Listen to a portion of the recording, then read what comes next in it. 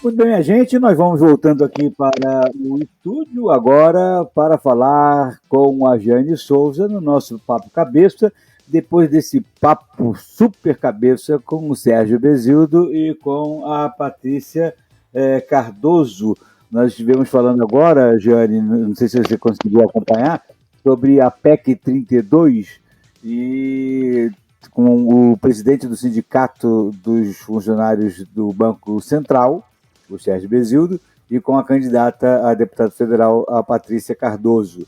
E tivemos uma discussão aqui bastante interessante, na verdade nem uma discussão, um bate-papo mesmo, porque não chegou a gerar uma discussão à medida que a gente praticamente pensa muito parecido em relação à ordenação do Estado brasileiro, né? A organização do Estado brasileiro e tal, a gente percebeu-se muito semelhante na maneira de enxergar. Olha, eu me tornando um camarada pensante semelhante a presidente de sindicatos, né? Quer dizer, estou realmente transformado. Que bom para você. Mas, de certa forma, ele foi extremamente inteligente, extremamente pertinente, inclusive, e cirúrgico, né? Ele, diferente de outros sindicalistas que eu conheço, ele é voltado para aquilo que efetivamente é bom, ainda que seja lucrativo, mas que não se perca a capacidade de gerar bem-estar à população, que é aquilo que a gente discute sempre, né? Independente de ser de direita ou de esquerda, o que eu quero é que a população viva bem e viva feliz, que esse é o objetivo final de todos nós. Então, eu quero lembrar que hoje é sexta-feira, é dia de Papo Cabeça, e o Papo Cabeça de hoje, como eu havia prometido para os nossos ouvintes, vai ser um Papo Cabeça um pouquinho mais pesado, um pouquinho mais denso. Denso, não tenso, mas denso, no sentido de que vai trazer para a gente aqui um tema bastante importante, porque essa semana, vocês lembram bem, no finalzinho do programa, se eu não me lembro se de segunda ou de terça, acho que foi de terça, entrou aqui para a gente pelas agências de notícia o assassinato ocorrido na manhã da terça-feira, está aqui a produção me corrigindo, foi realmente na manhã da terça-feira, de que o ex-marido de uma jovem mãe em São Paulo assassinou não só a ex-mulher, como o seu filhinho mais novo de 2 anos, e deixando vivo, talvez até por acidente, o filho de 5 anos, e dentro do carro presenciou toda essa situação dantesca, essa tragédia, né, familiar. Na hora eu fiquei perturbado, eu não consegui nem pensar direito, confesso para você, Jane, que eu dei a notícia, eu não sabia nem o que falar, eu estava meio torto e comecei até a discutir a questão de arma, que não era nem o assunto a ser levantado, não naquela hora, porque há coisas e premências muito mais importantes, como o que será da vida dessa criança que sobreviveu, né? E de uma hora para outra perdeu o irmão, a mãe e o pai. A mãe e o pai, né? Ai, claro. Imagina, você tem mãe? Não, morreu, nem irmão também. Ah, que chato, o que aconteceu? Meu pai matou. Quer dizer, olha, o que nós estamos fazendo com a cabeça dessas nossas gerações futuras, né? Aí, terça-feira passou, a gente está pensando que está respirando um pouquinho mais. Aí ontem já tem um camarada que matou a mulher e depois se mata, né? Um ex-policial a quem a corporação devolve arma depois de ter tentado agredir a mulher. Quer dizer, é uma salada de porcalhada, né? de trapalhadas do poder público, das instâncias de justiça, de tudo, trabalhando para o mal-estar da população, né? Para a insegurança. Né?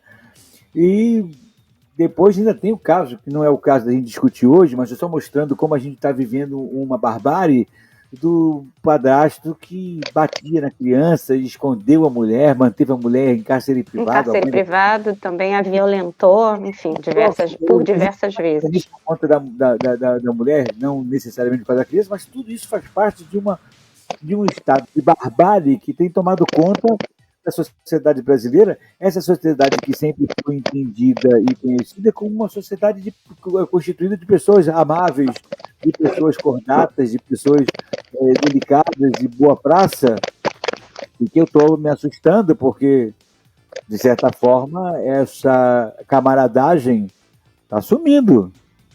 E estamos dando lugar a um comportamento monstruoso de ataque constante, de violência permanente, e sabe-se lá o que é que nisso vai dar. Bem-vinda, Jane, obrigado, bom dia, e desculpa essa introdução, mas ela é necessária. Também bom dia para todos aqueles e aquelas que estão nos ouvindo. Sexta-feira, né? Que bom, chegou sexta-feira. Ao mesmo tempo chuvoso, um frio, né? E dá vontade de ficar quietinha, mas assim, muito trabalho até o final do dia para a gente descansar. E é isso mesmo que você trouxe, né? Nessa introdução. Uma semana bastante pesada. Acredito que assim, todos os dias nós ouvimos no noticiário um caso de violência que foi retratado nos meios de comunicação, pelo menos um, né? E é isso. Você estabelece assim, aumento. Que aumento é esse? Bom, da violência. Eu acredito que a gente tem avançado muito na identificação, estabelecer instrumentos de dar visibilidade à magnitude desses casos, porque a violência sempre esteve presente na história da humanidade. Você, como bem sabe, né, você é uma liderança religiosa, também pastor, né, teólogo. Você tem ali um dos livros mais antigos do mundo, que é a Bíblia, né? E ali na Bíblia já são narrados diversos são descritos, né, diversos episódios de violência, a matança das crianças, né, assim, a violência em massa, a questão da punição, os conflitos de guerra e como eram as mulheres eram tratadas nesse cenário de guerra. Então, isso é presente na humanidade, né? Parece que a gente às vezes esquece disso, mas a gente tem dados históricos para mostrar a própria, até mesmo se a gente trouxer, né, a nossa lente de contato para pensar na violência contra crianças, a questão dos castigos físicos e humilhantes também era uma forma de educar. O que eu quero dizer com tudo isso? Né? Trazer esse elemento de que a violência ela é presente na história da humanidade. E eu acredito, sim, que, dependendo dos contextos, a gente tem feito limpar um pouco a nossa lente de contato para enxergar o fenômeno. E exatamente estabelecendo essa violência como uma violação de direitos, uma violação de direitos humanos, um crime, né? A própria violência contra a mulher tomou um status, inclusive, diferenciado, chamando uma nova categoria de feminicídio para dar conta dessas situações, né? Então, eu acredito que a gente tem mudado culturalmente esse olhar, e, sobretudo, em termos de informação. Em função aqui da nossa pauta hoje, eu estava atualizando os dados, né? É inegável, assim, um avanço nos sistemas de informação sobre a questão do próprio Instituto de Pesquisa Econômica Aplicada, o IPEA, já estabelece informações produz um mapa que eles chamam de Atlas da Violência, que busca retratar essa violência, né? Principalmente nas grandes capitais, dos dados advindos, tanto do sistema de informação de mortalidade, né? De retratar a violência que acontece, que morrem, que o resultado é a morte das pessoas, né? E o próprio sistema de informação de agravos de notificação, que é o SINAM, que é o dado da saúde, que é aquele que eu trabalho, que é a notificação que a gente tem como trabalhar de forma precoce, o mais rápido possível, que a gente pode interferir mais precocemente nessas situações. E a gente também vem observando o aumento dessas situações de violência. E aí a gente imagina, está aumentando? E se a gente for estabelecer o que em termos de políticas públicas e uma série histórica, há um aumento, porque esse dado não era identificado anteriormente, porque não existia esse sistema de informação. Então, é isso mesmo, Jansen, porque dá essa volta enorme. nos assusta, essas informações nos impressionam, e é para nos impressionar, né? Os dados de informação estão aí, né? O dossiê, o Atlas da Violência, o Sistema de Segurança Pública, né, do Estado do Rio de Janeiro também divulgou o dossiê, mulher também trazendo essa linha histórica, é importante ressaltar. Os dados do G1, que é importante a gente também levar em consideração, de que, sobretudo, a gente tem o 8 de março, que é o Dia Internacional da Mulher, uma data bastante emblemática, que todo ano é divulgado informações. Então, tem um estudo aqui que foi aprofundado pelo Fórum Brasileiro de Segurança Pública, né, apresentado em março desse ano, que o Brasil tem um estupro a cada 10 minutos e um feminicídio a cada 7 horas. Né? Isso foi captado em 2021. Quando esse ano terminar em 2002, se a gente for fazer uma comparação, provavelmente a gente vai constatar um aumento. E aí você vai me dizer, por quê? Provavelmente será um aumento, até porque é importante a gente vincular de que esse aumento também está relacionado com o sucateamento das políticas públicas, porque aí você não tem o quê? Aí a gente avançou em termos de informação, a gente capta informação, e que bom que estamos avançando em termos de informação, e aí a gente tem vários sistemas que captam essas situações, mas a gente tem um buraco enorme em termos de assistenciais, né? Então, a gente tem políticas públicas escritas, estruturantes, importantes, a própria Lei Maria da Penha, que vai preconizar uma série de ações, mas ela, de fato, não foi implementada dentro da sua proposta, né? Porque ela vai, inclusive, indicar diversas ações que devem ser feitas, que passam desde a questão da prevenção, né, da promoção da igualdade de gênero, a questão assistencial para quem sofre com a situação da violência, que precisa de assistência imediata, que precisa de segurança pública, né, de muitas vezes estarem resguardadas. E aí a gente ainda conta com um sistema de justiça amoroso que não penaliza e não criminaliza aqueles autores de atos. Então, assim, a gente tem avanços, né, que eu costumo dizer que a gente avança em termos de informação, e que bom, e a informação é necessária, por isso dá também essa amplitude, né, de que os dados são importantes para a gente estabelecer magnitude, comparabilidade, estruturar políticas públicas, mas a gente não pode esquecer, por detrás do número tem pessoas, e é isso que você está falando hoje, né, que a semana toda foi anunciada que esse número tem pessoas, tem mulheres que sofrem, elas estão muito próximas da gente, é a nossa vizinha, é a nossa mãe, somos nós, né, passando por situações, e aí a gente não quer que nós nos tornamos dados estatísticas hoje ou amanhã, né, a gente precisa pensar em estabelecer estrutura e políticas públicas para exatamente prevenir essas situações. E aí cada setor tem responsabilidade sobre essas situações, né, de prevenir. E aí eu vou dizer para ti que, para mim, é uma questão muito importante e é um marcador importante na minha vida também, porque a violência vai nos transversalizar. Né, vai ser um problema transversal e a gente vai dizer o quê? Que pode ser a violência para aqueles que são, né, é doloroso se aproximar do tema a partir de dados, de informação, a gente se solidariza, é impossível a gente não se emocionar com o caso quando você falou do menino que vai saber o quê? A minha mãe morreu assassinada, é difícil a gente ouvir. É assustador. Meu irmão morreu, né? E o que eu vou fazer, né? Eu não sei para você. Eu, como uma estudiosa sobre o tema até hoje, eu me emociono com essas informações e chamar a responsabilidade para todos nós que o problema tem que ser nosso. E a gente tem que atuar de forma... Eu costumo dizer que é um quebra-cabeça ou um mosaico que cada um tem a sua parte nesse processo, né?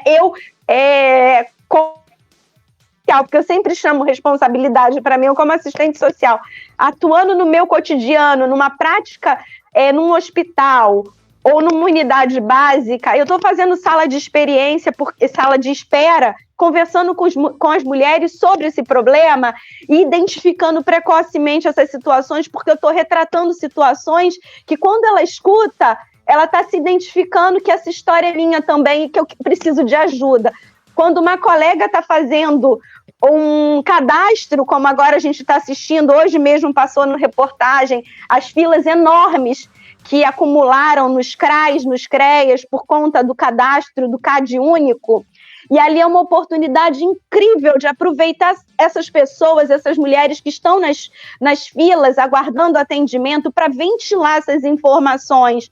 Na escola, quando eu estou fazendo projeto político-pedagógico, eu estou pensando na prevenção da violência, né? A gente não precisa trabalhar nas situações em que é tão chocante, tão aviltante, tão revoltante o que a gente viu essa semana inteira, né? Quando a gente olha no noticiário o homem que enforca a criança, que provoca maus tratos, que tratou a mulher em cárcere privado, sendo estuprada, ela engravidou, mas ela perdeu a gestação, né, por conta e foi um estupro, né, dentro da conjugalidade, dentro do casamento. Então, são situações, né, que a gente tem que, enquanto seres humanos aqui, cidadãos e cidadãs, chamar esse problema para si, né, e dizer que todos nós temos responsabilidade com esse processo.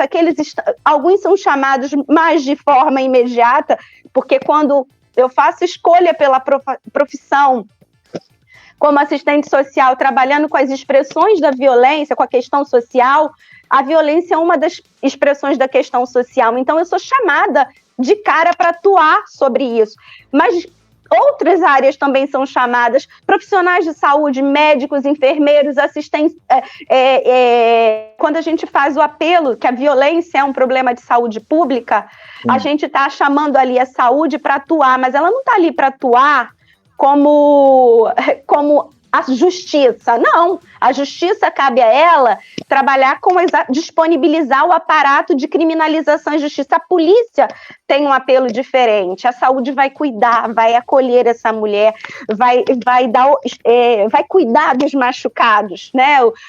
Aqueles que são mais presentes, né? E aqueles que estão mais internamente. Esse é o papel da saúde. A assistência social vai dar meios, condições, possibilidades, inclusive materiais, para que essa mulher possa romper com os ciclos de violência, né? E não ter como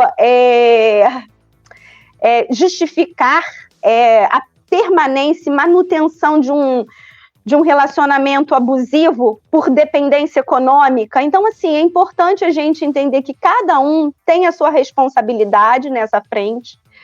Assistência em saúde mental, eu fico pensando assim, esse menino, que, se eu não me engano, o que sobreviveu, que ainda estava internado, tinha 3 anos, né? Ele vai precisar de muita terapia, muito suporte terapêutico.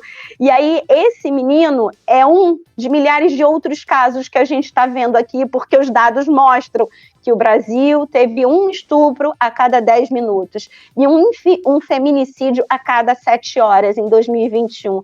Então, a gente está impactando o quê? Famílias, crianças, né? A gente impacta uma morte, né? A morte de qualquer integrante da família e, sobretudo, a morte de uma mulher, né? De uma mãe. O impacto é muito complexo, né? E a gente precisa de estrutura, de políticas públicas, claro, para atuar no X do problema, mas também para prevenir e promover a igualdade de gênero. Então, eu vejo assim, que se você não quer trabalhar, em geral a gente fala assim, ou na dor ou no amor. Então a gente pode trabalhar no amor, sim, na promoção de ambientes seguros e saudáveis, salutares, de promover a cultura de paz, assim como a gente tem que enfrentar situações que são específicas, e não dá para entender que o próprio judiciário, ele tem um sistema de justiça, tem uma lei que determina a resposta em 48 horas, mas ele demora, né? Mais de 30% dos casos de ter resolutividade. Então, a gente tem informações, aí está posto, né? Mas a gente ainda tem um gap, um distanciamento enorme em termos de respostas efetivas, de políticas públicas. E é sobre isso exatamente que você está falando, sobre a previsão, e pela prevenção, na verdade, não é previsão, prevenção é que eu queria puxar. Na verdade, fatos como esse e números que você está trazendo são extremamente assustadores, né? Assustadores, e os fatos propriamente, eles desdobram em diversas direções. E a gente não tem como, nesse momento tão curto que a gente tem aqui de programa, falar de todas as direções. Mas há duas direções que eu queria pensar para hoje, e depois a gente pode trazer as outras direções mais adiante, mas duas direções eu queria trabalhar. Uma que antecede e a outra que é consequência, que é desdobramento efetivo. Primeiro, a direção que antecede, que é a falta de ação preventiva. Eu falava para você que nos dois casos a gente percebe claramente que houve falha no processo que evita, né, que prevê ou que preserva a pessoa que acabou se tornando efetiva vítima, né? No caso da jovem mãe de São Paulo, que foi esse que nos atingiu primeiro nessa semana, você vê claramente que houve falha do processo. Né? O camarada agrediu a mulher, moravam no Paraná, ele agride a mulher, ele é preso por conta da agressão, ele já é, no momento, um colecionador de armas. No momento em que ele é preso, o registro dele não é cassado, ele continua podendo manter a posse de uma arma. Depois o camarada é solto, sob que alegação não se entende, não se imagina, né?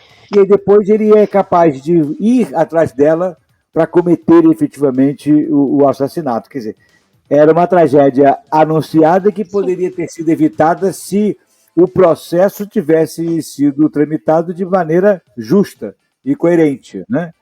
Esse é o primeiro aspecto. E no caso do menino, por exemplo, né, em que a medida protetiva não entrava em vigência porque o camarada não conseguia ser notificado. Ora, a medida protetiva não deveria ser compulsória? Não deveria valer apesar do camarada não ser avisado? Ué, se é protetiva, não importa se o cara não foi notificado, ela tem que começar a vigir. E a partir daquele momento ele não pode chegar mais diante dela. Não existe, portanto, uma malha de suporte que consiga evitar, né? Que consiga preservar efetivamente a vítima desses casos. Isso fica muito claro. E a segunda, depois a gente fala que é o desdobramento exatamente na questão do que vai gerar nos sobreviventes desses fatos. Mas vamos nos ater agora na questão da prevenção. Como é que a gente vai trabalhar aí? Por que existem essas falhas, Jane? O que você entende, você que é uma especialista nessa questão de violência, por que a prevenção não consegue efetivamente prevenir? São tantos os problemas da política pública, né? E os nossos líderes, né? Os nossos políticos priorizam ou não essa pauta, né? Tem alguns... É interessante todos os movimentos que hoje as mulheres e mulheres negras estão fazendo, que o marcador da violência é muito presente no discurso de nós, mulheres, né? Que em algum momento nos candidatamos, ou naqueles que estão pretendendo. Eu estive num debate essa semana, não é para fugir um pouco do tema, não, mas só para exemplificar que todas as mulheres que estavam no debate promovido pelo Sindicato de Assistentes Sociais trouxeram a questão da necessidade de pensar em políticas públicas de prevenção contra a violência de gênero, a violência doméstica e, sobretudo, em relação à violência contra as mulheres negras, né? Porque se a gente pensar numa escala de exposição, as mulheres negras estão ainda mais expostas à violência. E há um marcador significativo sobre o número, né? Estão morrendo mulheres, estão morrendo mais mulheres negras, né? Em função da vulnerabilidade, que é um marcador, né? Histórico para a gente pensar sobre isso. E para qualquer política pública tem que ter dinheiro, tem que ter recurso, tem que ter pauta determinada, né? Não dá para pensar no interesse, é uma política pública estruturante e a gente tem que cabe a cada um desses representantes lutarem sobre o que cabe para cada um deles, né? O que cabe para o judiciário, o executivo, o legislativo, o que cabe, inclusive, a cada pasta: saúde, educação, assistência, segurança pública. Eu acredito que a gente tem que fazer um grande movimento, inclusive de mobilização e opinião pública, de que, assim como a gente tem a pauta que lutar pela saúde pública, pela educação pública, a questão da violência tem que seguir junto, porque a falta de acesso, por exemplo, à sua educação ou a condições dignas de habitação é uma violação de um direito humano e, portanto, uma violência estrutural. Então, para mim, como pesquisadora, eu vejo a violência praticamente em tudo, em todos os aspectos sociais.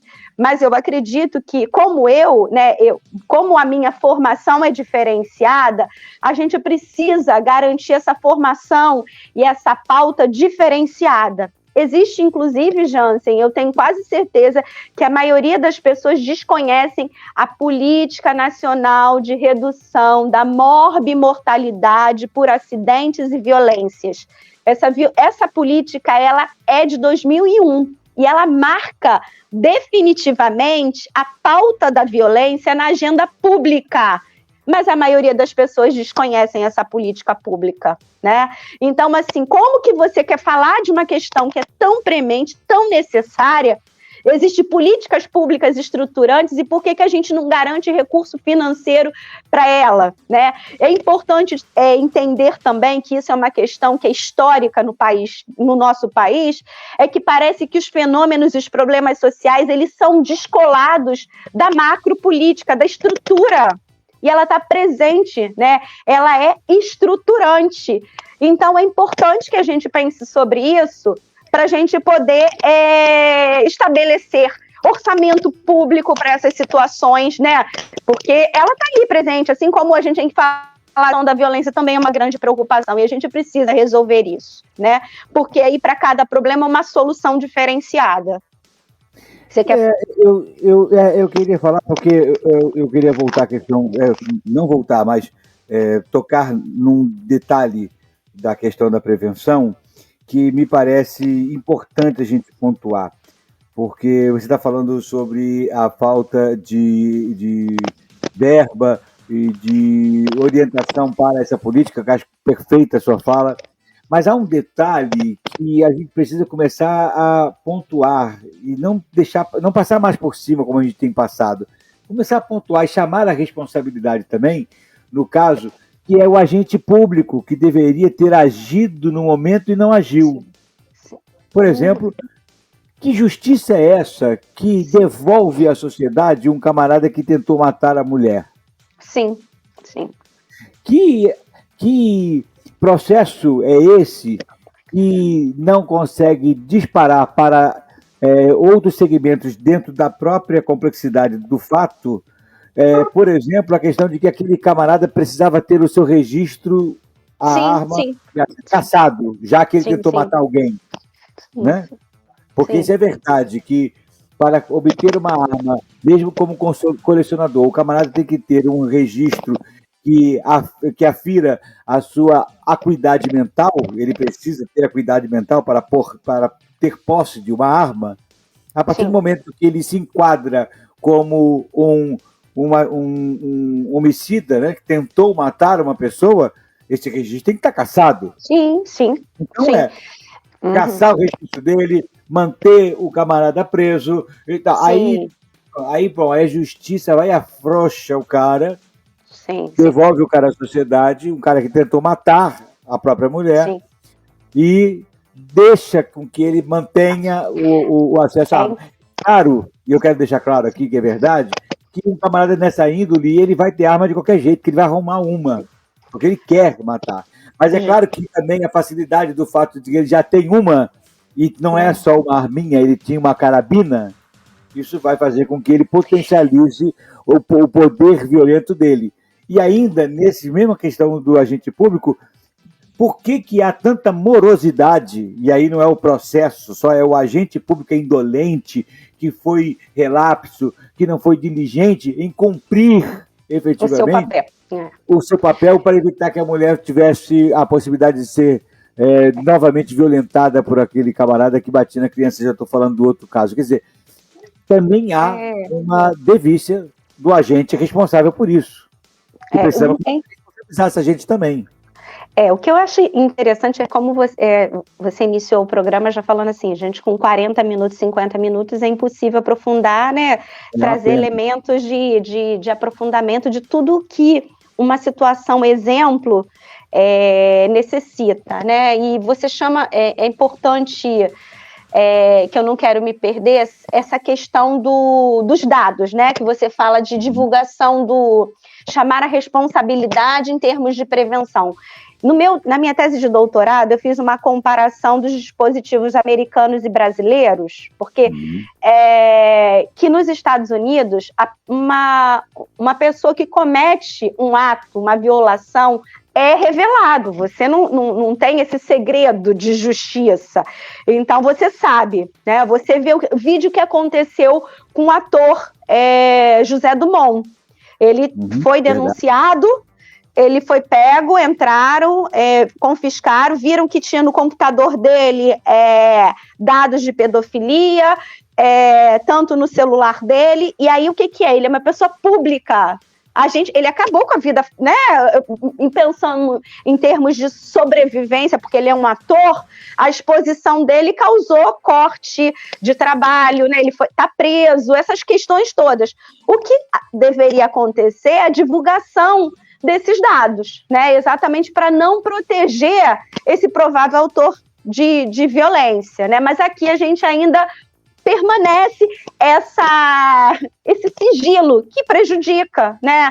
Imagina, exatamente, você se relaciona com um homem que assassinou uma mulher, mas ele não diz isso para você, isso não está divulgado, então eu quero saber, né, o que acontece, né, e isso, com quem que eu estou me relacionando, né, e isso é comum nos Estados Unidos, essa divulgação dessas informações para a própria comunidade, né, então a gente precisa avançar até em relação a essas questões, né.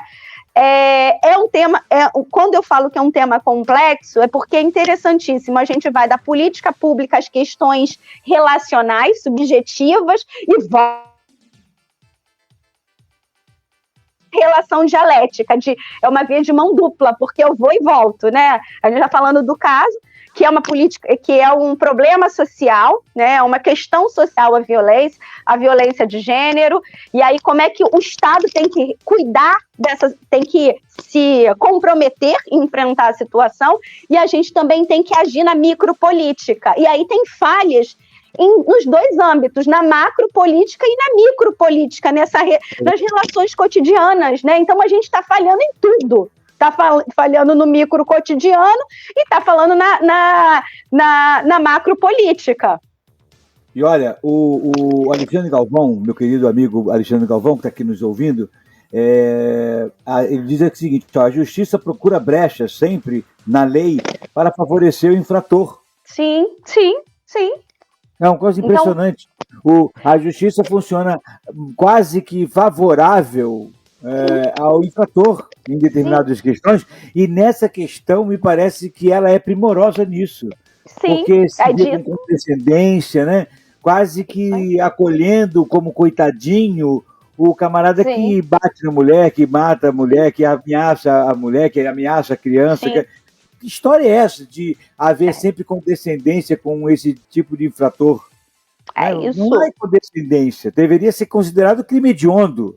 Sim, e aí exatamente, é disso que eu fui lá pegar o exemplo da tese, exatamente da legislação, que nos Estados Unidos é diferente da nossa realidade, exatamente o que o nosso colega acabou de retratar, a justiça sendo favorável a essa proteção para aquele que é o responsável pela infração. Então, a gente precisa rever esse processo, né? Rever tudo. Então, assim, aprender, inclusive, estudar cenários que estão mais avançados em termos de legislação e efetivação de políticas públicas. Exatamente. E identificar, inclusive, é interessante, mais uma ressalva que a gente precisa refletir. O próprio Estatuto da Criança e do Adolescente estabelece que é uma obrigação do profissional de saúde e de educação notificar casos, tá? A notificação é diferente de denúncia. A denúncia eu posso fazer, qualquer pessoa pode ligar para o Disque Denúncia, é importante antes da gente encerrar, a gente divulgar os disques denúncias para a gente ajudar também nesse enfrentamento, porque muitas vezes as mulheres precisam de orientação, então a gente no final divulga os números, né? Mas a gente precisa trazer esses elementos de que... eu até me perdi de que é mesmo, Jansen, volta aqui, porque é tanta coisa que eu preciso falar e acabo esquecendo. Peraí, eu botei no meu caderno. Ai, que tema denso, né? E provocador. Deixa eu aproveitar para te dizer o seguinte: os ouvintes estão aqui mandando uma porção de mensagem, porque eles estão interessadíssimos no assunto que você está trazendo, que a gente está trazendo aqui hoje, né? A Letícia está dizendo que o debate está ótimo, gostando muito do aprofundamento da Giane. Muito obrigada, Letícia, um abraço. Pelo acompanhamento. O Sérgio Caneco, lá de Curitiba, está mandando um joinha, manda aí que está legal o conteúdo do programa. E várias outras pessoas aqui, a Patrícia Mello, a Renata, a Lívia de Fortaleza, a Luciana Saldanha, e várias pessoas participando, não vai dar para falar de todos. Eu quero agradecer o carinho de todo mundo. O Alexandre Galvão está dizendo agora, estou ligado, hein? Estou ligado. Então, e aí, Alexandre, ajuda a gente. É o advogado também, né? O que você está falando aqui é o seguinte, é que não está havendo, né, não está havendo por parte dos agentes deste processo, de diversas e diferentes instâncias, a responsabilização e a percepção da responsabilidade que cada um tem. Sim, que cada um tem da responsabilidade, como também não estão realizando com a cuidade e com diligência que devem realizar. Perfeito. Eles são desleixados, são irresponsáveis, não assumem o seu papel e que, de certa forma, Jane, sendo bem chulo no que eu vou dizer, é como se eles dissessem assim, olha, ai, hein, não faz mais isso, hein, não vai bater mais na sua mulher, hein, e vai para casa, volta lá, cuidado, hein, olha... É uma aceitação dessa violência, né, porque aí a aceitação é a banalização, que a gente precisa refletir, de que a gente tem que desmistificar, a gente vem dessa herança machista, dessa educação baseada no machismo, no patriarcado, e a gente precisa revisar as nossas bases. Até hoje, né, a gente ainda vê, claro, com muito mais estranheza hoje, mas os ditados populares, ruim com ele, pior sem ele, comeu a carne tem que roer os ossos, então isso tudo está introjetado, e a maioria das mulheres sentem ainda vergonha, as questões da dependência emocional, psicológica ainda é muito presente, então a gente precisa desmistificar a financeira, mas e aí eu penso de que a violência psicológica é mais forte. Mas é isso, eu estava falando da gente não perder essa questão da macro e da micropolítica, não perder assim, o comprometimento que o profissional que está na linha de frente tem que ter, não pode, é intransferível. E eu acho que, assim como você me trouxe uma questão de pensar assim, a empatia, né? A gente parece que se perde nesse processo, a capacidade que a gente tem de se colocar no lugar do outro, é o mínimo que a gente pode entender. Mas aí eu tô avançando, né? Para além da empatia, eu tenho um comprometimento ético em relação a essa situação. Então, a questão da violência e o rompimento de ciclos de violência está previsto no meu código de ética profissional e está previsto em todos os códigos de ética dos meus colegas. Então, a gente precisa dizer que todos nós temos responsabilidade. E na macropolítica, o investimento público, porque para a gente ter políticas estruturantes, a gente precisa de orçamento. de dinheiro para fazer as políticas públicas. Então, a gente, novamente, tem dados, tem informações, a gente pode aprimorar esses dados, porque a gente precisa dialogar o sistema de segurança junto com a de saúde, né? Não dá para dizer que são sistemas separados, porque aí o que acontece, né? Que eu queria não esquecer de que o caso que a gente iniciou nossa conversa hoje resultou na morte, mas provavelmente já houve indícios e que ninguém fez nada, né? E aí eu imagino que essa mulher pode ter sido espancada e o vizinho ou a vizinha ouviu e não fez nada. A própria escola dos filhos, quando essa mulher vai levar seus filhos na escola, que a vê marcada, não pergunta e não faz um acolhimento, falhou também nessa... Então, existem mecanismos ali da macro e da micropolíticas que foram falhando. E aí a gente precisa aprimorar esses processos, dizer que todos nós temos, de fato, uma responsabilidade, que a gente precisa de processos, de campanhas massificadas, de dizer que essa responsabilidade é um problema de todos nós, e você fala sobre isso, porque assim, não basta ser mulher para entender a sua condição, a questão não precisa ser mulher para entender o machismo, todos nós precisamos entender essa realidade. A ONU está mobilizando os 17 Objetivos de Desenvolvimento Sustentável e está trazendo elementos da Agenda 2030 que a gente precisa depois falar. Eu acho que a gente pode trazer uma pauta da Agenda 2030, que é exatamente a gente acabar com a pobreza, acesso à água, as condições mínimas de sobrevivência, né? Ter acesso às condições de sobrevivência, como também acabar com a violência de gênero, né? Com a violência, acesso ao sistema de justiça.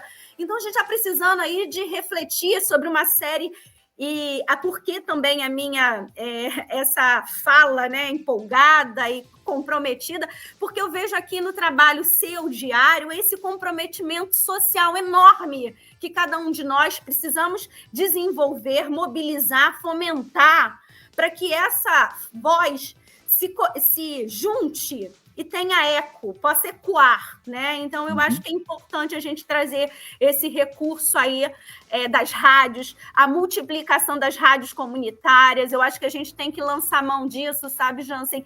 Porque tem alguns territórios que são conflagrados, a violência urbana está aí, o tráfico, o narcotráfico, e muitas vezes a gente tem dificuldade, inclusive, de abordar a prevenção em territórios conflagrados. Entendeu? Mas as rádios comunitárias podem levar essa fala para esse território, entendeu? E aí eu estou preservando o profissional. Eu lembro que eu trabalhava em algumas comunidades no Amarelinho, e você vai falar de drogas? Eu vou falar de drogas, sim, porque as drogas é um problema de saúde pública.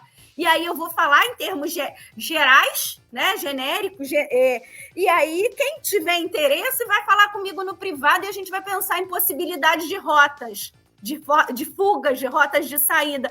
Mas muitas vezes a gente tem o quê? Uma fragilidade para oportunizar portas de saída para todas as situações, né? Então, é um problema que nos atravessa e que a gente tem que ter muita seriedade, muito comprometimento, muita empatia com essa pauta. E o papel da rádio não é só o de ter voz, né, sobre isso, né, não apenas de ser voz sobre esses temas, mas como também dar voz a quem precisa falar sobre esses temas. Olha, eu tenho aqui mais uma participação interessante do Alexandre Galvão, que mandou para a gente uma contribuição importantíssima nessa questão da responsabilidade dos agentes que trabalham dentro do processo. A Lei 13.641 de 2018 alterou a Lei 11.340 de 2006, conhecida como a Lei Maria da Penha, e passou a considerar como crime o ato de descumprir as medidas protetivas de urgência, como a mencionada na alteração da legislação. O ofensor que desrespeita a medida a ela imposta comete o crime tipificado no artigo 24 da Lei Maria da Penha e está sujeita a pena de 3 meses e 2 anos de retenção. Quer dizer, se a lei já prevê que há uma criminalização do descumprimento da medida protetiva, ela não pode deixar de ser compulsória, ela não pode depender de uma notificação, né, de uma ação de que torne o ofensor avisado. Ele tem que ser compulsoriamente estabelecido como impedido de chegar perto, e se chegar é enquadrado. Não dá para ficar dependendo de outra coisa, é compulsório. Compulsório. E aí, eu não sei se isso tem que... Essa informação... Obrigado, Alexandre. Obrigada, Alexandre. E essa informação tem que ser dada na hora que ele é fichado, que ele vai lá colher o depoimento dele, né? Ó, não pode, ponto, independente de quando chegar essa carta ou de que forma ele for acionado, né? Mas essa informação tem que dar, daqui para diante acabou, né? Eu não sei, você não chega mais próximo. De qualquer maneira, a gente tem que aperfeiçoar, tem que garantir todos, que o Alexandre falou, a legislação tem que ser colocada em prática, né? E isso tem que ser discutido nas escolas, nos anos mais iniciais. A gente precisa trabalhar com uma nova formação ou com uma formação de seres humanos, de homens e mulheres que possam viver em sociedade de forma mais respeitosa. No mínimo, a gente não pode aceitar outra coisa a não ser isso. Né? Então, e se interessar pelo bem-estar do outro, né, sim, Jane? E se interessar pelo bem-estar. E aí, acolher a vítima do criminoso. Até porque chega uma hora que a gente parece que perdeu o critério de civilidade, de humanidade, alguma coisa se perdeu nesse processo, né? E aí a gente tem aonde que isso vai ter. Então, vamos pensar na escola. E outra coisa que é importante também, aproveitar a deixa do Alexandre, para a gente não esquecer que o próprio Estatuto da Criança e do Adolescente estabelece no artigo 13 a obrigação de profissionais de saúde e de educação notificar casos suspeitos ou confirmados, como é aplicado multa para omissão de notificação desses profissionais. Só que em toda a minha trajetória de estudos há mais de 20 anos, eu nunca vi a aplicação de multa para responsabilização de professores e profissionais de saúde. Por quê? Isso também incide na omissão dos casos. E se começa a aplicar essa medida, vai aumentar a resistência a essa doutrina que é o Estatuto da Criança e do Adolescente. Então, a gente precisa mudar paradigmas, a gente precisa mudar a questão cultural, mas, infelizmente, no Brasil, a gente vive sempre entre o avanço e o retrocesso, e parece aquela dança que dá um passinho para frente e 3, 4 para trás. E aí a gente não avança. Aí você tem coragem de assistir o horário político, porque eu assisto, eu rio e choro ao mesmo tempo, e dizer que tem candidatos ali discutindo estatuto e redução da maioridade penal, quando, na verdade, eu tinha que estar investindo em quê? Em educação pública.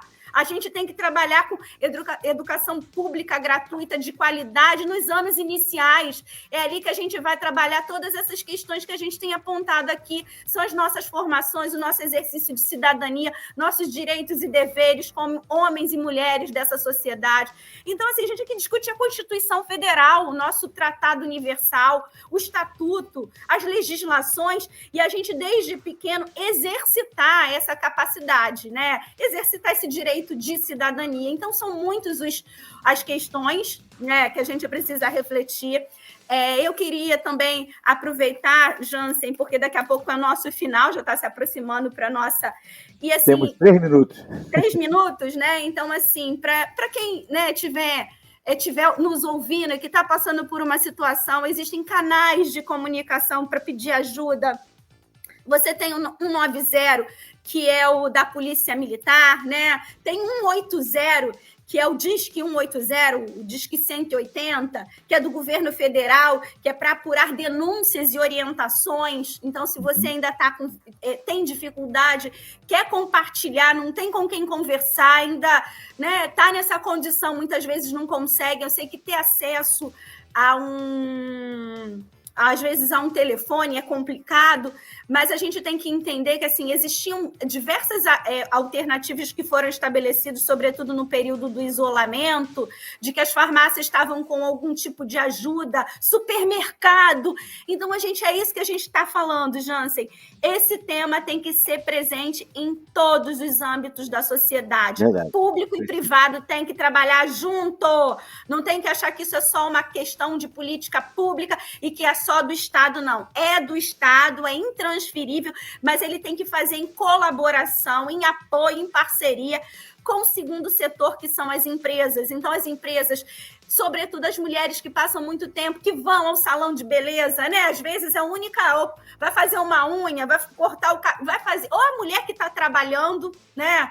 Fala com outra. Então, a gente tem que politizar todos os espaços possíveis de sociabilidade. Entendeu o que eu estou dizendo? Então, assim, é janela de oportunidade. É no salão, é na padaria, é na farmácia, é no supermercado, aonde a mulher tiver e ela precisar de ajuda, mas isso vai mostrar o quê? Que essa pauta é premente, é universal, é transversal e vai precisar de rotas e de políticas estruturantes. E hoje, você consumidor, nós consumidores, a gente também tem que fazer escolhas de recursos, né, de produtos que tenham como militância esse enfrentamento, né? Trabalhar com questões mais...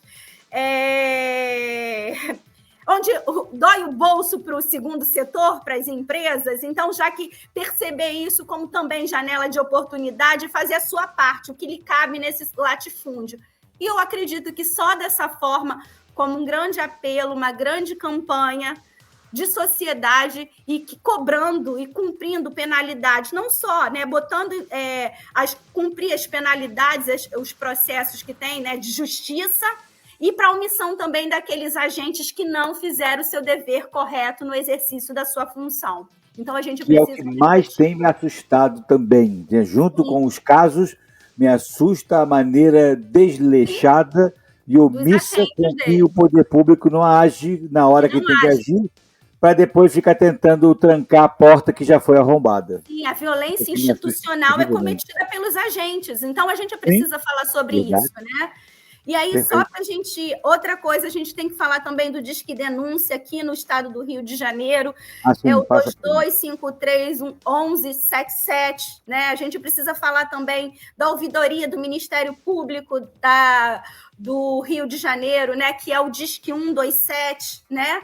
E demais localidades é o 2262-7015, né? Tem o WhatsApp, então, 99366-3100 e o atendimento ao cidadão da Defensoria Pública, que é o 129. Eu vou passar essas informações para você, você vai botar lá na página da rádio, e aí a gente vai continuar com essas informações aqui, e a gente levar música, levar informação, e é um privilégio estar aqui com você, né, todas as sextas-feiras, para a gente falar dessas pautas tão necessárias para a sociedade e que a gente tem que conduzir isso e trazer cada vez mais essa politização. O on de ação é o político com ação juntas, para a gente ver assim e cobrar, porque a gente não pode ser lembrado só no momento de 2 em 2 anos, no momento de escolher os candidatos, não. A gente tem que pensar o tempo inteiro, é permanente essa pauta. Muito bem. Jane, brigadíssimo pelo seu carinho e sua disponibilidade de sempre, toda sexta-feira aqui com a gente, discutindo assuntos relevantes.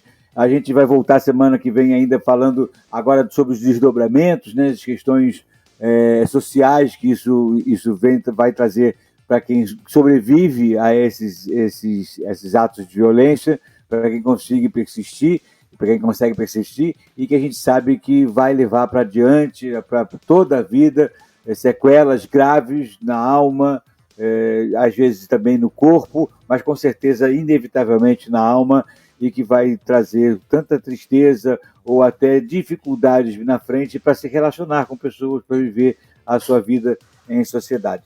mais uma vez, obrigado. Obrigado para você que nos assistiu, para quem participou, tanta gente hoje participando aqui do nosso debate. E daqui a pouquinho a gente volta, vamos para um rápido intervalo e vamos seguir com a programação do programa Link. Tchau, Jane. Obrigado, querida. Tchau. Tchau.